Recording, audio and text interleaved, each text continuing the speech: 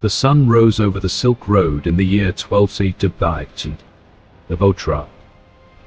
Spices mixed with hackney food. Silk from China beside Persian carpets. Gold coins for your fortune.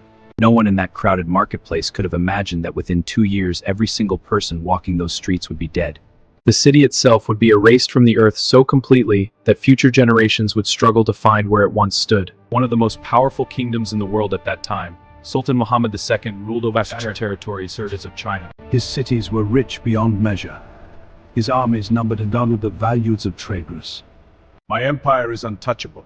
Your walls are too high to breach, my sultan, and my soldiers too numerous to defeat. His Karimov was being down. The good about Traman. Dangerous combination for someone with power. One of the wealthiest cities on the Silk Road. The merchants who passed through his gates paid heavy taxes. Those who complained often disappeared. But his greed had limits. Far to the east, and conquered much of China. But Khan was not simply a warrior. He understood the value of trade and diplomacy. The Khwarezmian Empire offers opportunity for partnership. There's a word from a retriever carrying gifts demonstrated the Mongol Empire's wealth and peaceful intentions. The camels led the tram to make treasure. They carried silk finer than anything produced in Persia. They brought jade carved by masters says and festivals. The message from Genghis Khan to Sultan Muhammad is simple and respectful. It will ensure peace. Sultan, my neighbor to the west, I propose a trade agreement between our empires. The journey took months, but I desire friendship. The merchants crossed deserts and mountains. The divine spirit protects storms of the great Khan. No bandit would dare attack a caravan under Mongol protection. No city would refuse them entry, or so they believed. The walls of Otra, we have arrived. Our journey is over. We will trade and return as heroes.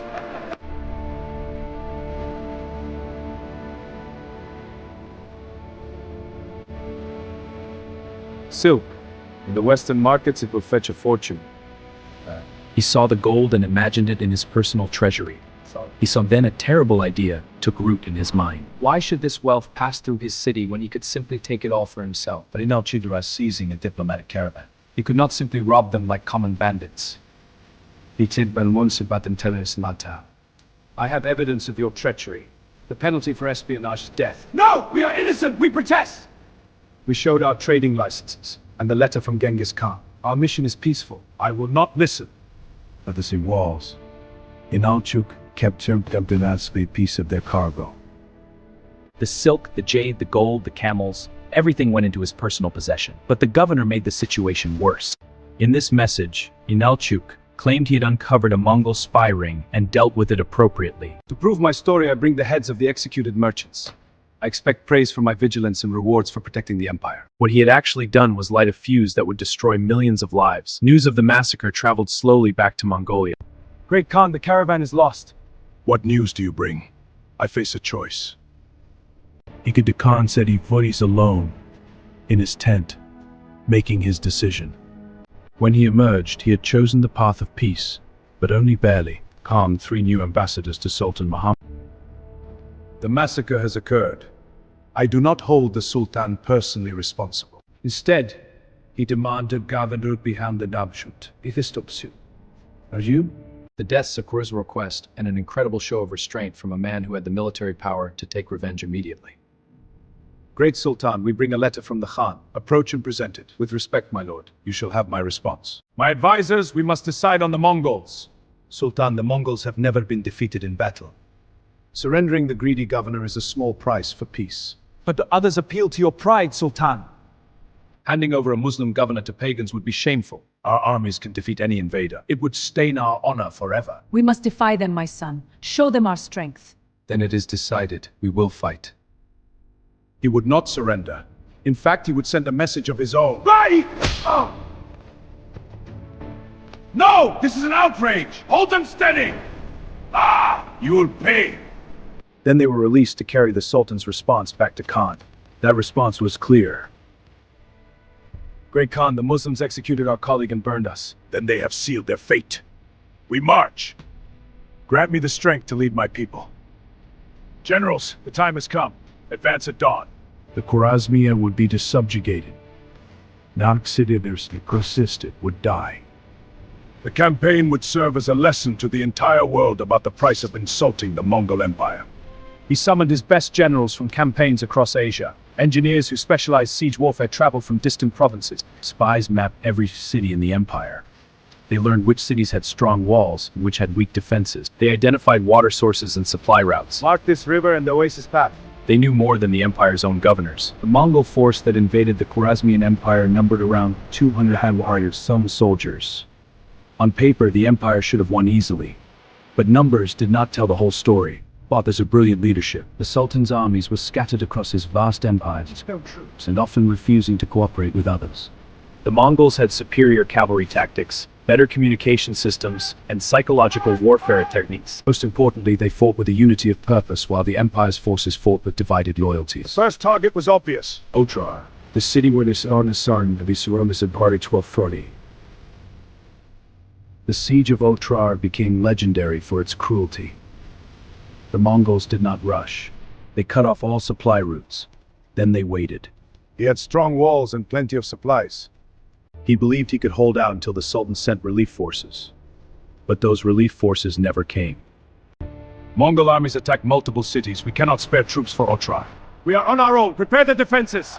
The siege lasted 5 brutal months. Branjmir undermined the walls. They diverted the river that supplied the city's water. Food supplies dwindled. He wrote it in Fimon the Defaner. In June 1220, the walls finally broke. Mongol warriors poured in. What happened to every person in Otrar was to die. Men, women, children, Some histories claim the slaughter took days to complete. Streets ran red. The same markets where the Mongol caravan had entered 2 years earlier now became mass graves. The governor was brought before Khan in chains. There would be no quick death for the man whose greed had started this catastrophe. Khan had devised a special punishment. Molten silver was poured into Nalchuk's eyes and ears. The symbolism was deliberate and terrible. Now silver would be the instrument of his death. But Inalchuk's death was only the beginning. After Emperor's destruction of the city itself, they tore down the walls stone by stone. They burned every irrigation systems that brought water to the surrounding fields. They wanted to ensure that Otrar could never rise again. The sight of the city became a field of rubble and bones. The fall of Otrar sent shockwaves through the Karnar mercy or resist and face total destruction. Most chose to resist at first. The great city of Bukhara next died. Samarkand, one of the grandest cities in the Islamic world, surrendered but still saw 50,000 of its citizens executed. Sultan Muhammad fled from city to city, unable to organize an effective defense. His armies, so numerous on paper, crumbled before the Mongol onslaught. His governors surrendered or ran. The Sultan, who had been so confident in his empire's strength, ended up alone and hunted. He died on a small island in the Caspian Sea in 1220, broken and defeated. Watch it. Charge the walls for the Khan! Estimates suggest 1.7 million people died there. The Mongols beheaded every corpse to ensure accurate body counts. They piled the skulls in pyramids outside the ruined city as monuments to their revenge. Where between 700,000 and 1.3 million of a week of slaughter. The total death toll remains debated. Conservative estimates place it at 10 million people. More extreme estimates reach 20 million. The Mongol campaign killed between 2.5%. It's said by civilizations. The irrigation systems that had turned Central Asia into a garden were destroyed and never rebuilt. Farmland became desert. Cities that had stood for thousands of years vanished so completely that archaeologists today struggle to find their ruins. Libraries full of ancient knowledge burned. Scholars and scientists died by the thousands, taking their learning to their grave. He struggled to describe what he had witnessed. A world fertile lay desolate in a single stroke. He wrote that even years later, he came reluctantly to the task, because the truth was so horrible. Oriental despots always claimed impossible death tolls, the scholar said. But modern archaeology has proven the medieval chroniclers were telling the truth. Excavations of cities like Nishapur and like scale the oldest established historians described. It was not exaggerated, it's inanimate. If anything, the full horror of what happened has been understated in most history books. Seize their goods. Kill them all. This decision sparked the invasion that destroyed the Khwarezmian Empire. The result was the death of millions and the destruction of one of history's great civilizations. In most modern textbooks, this receives perhaps a paragraph or two. Students learn that Genghis Khan conquered Central Asia. They rarely learn about the unprecedented scale of death and destruction involved. The ruins of Otrar still exist in modern Kazakhstan. Archaeologists have excavated parts of the ancient city. They have found evidence of the violent destruction the Mongols inflicted, but few people visit these ruins. Few people know the story of how a single act of greed by one man led to one of history's greatest catastrophes. Empire and changed the world forever.